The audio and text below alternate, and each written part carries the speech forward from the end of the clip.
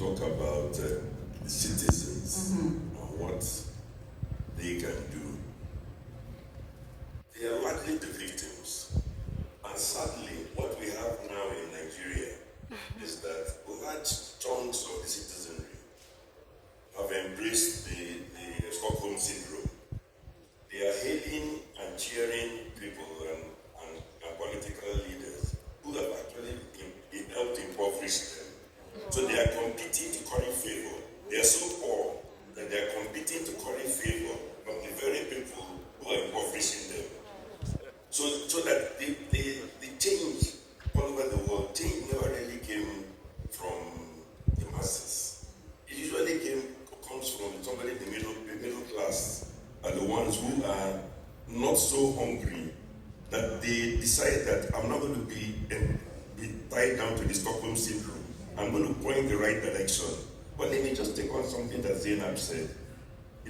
I'm not disagreeing with her, but I was talking about low-hanging fruits. She was talking about some deep reforms that take time, including civil service reform, land use, bringing down the cost of governance. Those things too are required.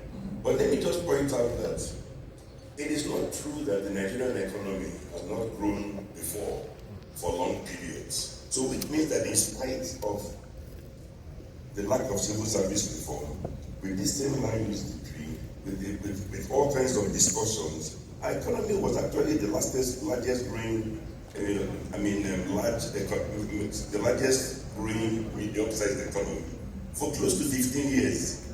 So what I'm saying is that what went wrong with all these discussions, we were growing before.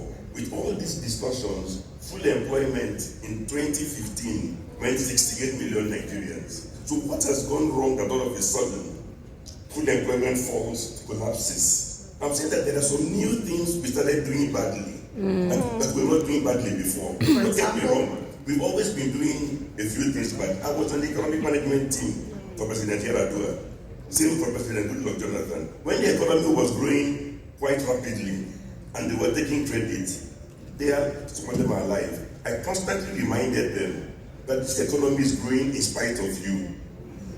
Yes, Nigerian economy we have today is 92% private sector. For as long as government does not do anything really stupid to hold back the private sector, the economy will grow. What has happened is that the big difference now is that we have crossed into some new types of misdeed that we never have had before. Mention for me one country in the world that has multiple exchange rates. I don't mean dual. Now let me continue as well. When she talks about the industrializer and so on, we talk at the macro level. You have to come down to the micro level. I'm an entrepreneur. I can show you on the blackboard that unless you're in the oil and gas sector, where your revenue will come in dollars, it actually does not make sense for you to bring hard foreign currency to Nigeria. Change it to bring it into Nigeria at 420, and then do business here. And then when it's time to remit your dividend, the country cannot give you access to money at the same thing. Indeed, if you do correct accounting, the day after you convert your foreign exchange into Naira, you should book a massive loss. Because you have sold your hard-earned resource at the wrong value, and you will never get it back. So I'm saying that there are some massive distortions that have contributed of recent. So in fact, to answer your question, about the citizens, I actually wonder how they survive. We have 100 million people who are poor, with inflation, including food inflation, about 20%. The income is not going up. I actually, as an economist, wonder how these people survive. So the point I'm making is that they are not the problem, they're the victim. If any, we in this room are the problem. Because many of us, let's be very careful. Poor peasant is our father is the victim. He's not the cause of the problem.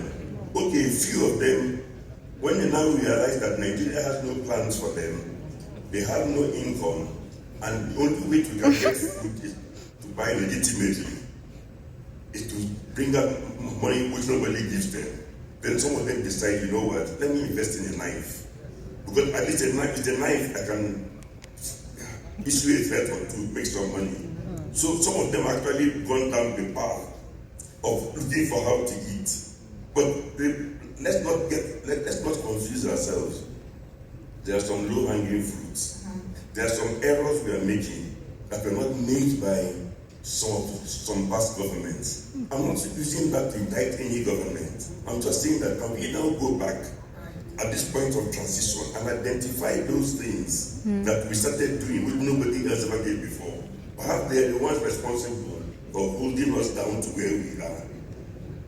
Many thanks, my brother.